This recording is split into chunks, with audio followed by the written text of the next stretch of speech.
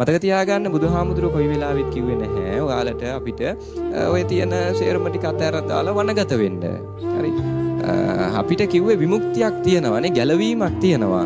මේ ගැලවීම තියෙන්නේ හොඳට මතක තියාගන්න ඕන බුදුදහමේ කියන්නේ අපේ ගැලවීම තියෙන්නේ කැලේක නෙවෙයි. හරිද? අපේ ගැලවීම නගරෙන් හොයන්න බෑ. කැලේක තමයි තියෙන්නේ කියලා එකක් නෑ.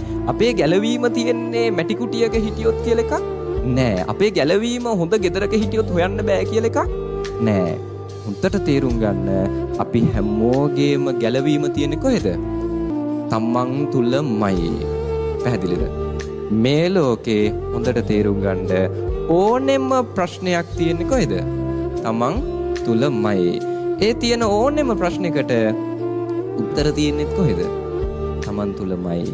දැන් අපිට ගොඩාක් වෙලාවට ප්‍රශ්නත් එක්ක හෙම්බත් වෙලා ඉන්න හේතුව තමයි අපි හිතන් ඉන්නවා මම මේ ප්‍රශ්නෙට මුහුණ දුන්නේ මෙයා නිසා. මම මේ ප්‍රශ්නෙට මුහුණ දුන්නේ මේ දේ නිසා. මම අද දුකින් ඉන්නේ මෙයා නිසා.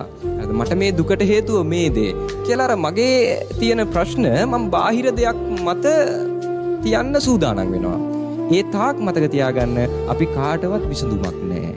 එහෙනම් හොඳට තේරුම් ගන්න මේ ලෝකේ සතුට හෝ දුක තීරණය වෙන්නේ සතුට හෝ දුක තියෙන්නේ බාහිර ලෝකයේ තුල නෙවෙයි කොහෙද? ඔබ තුලමයිනේ.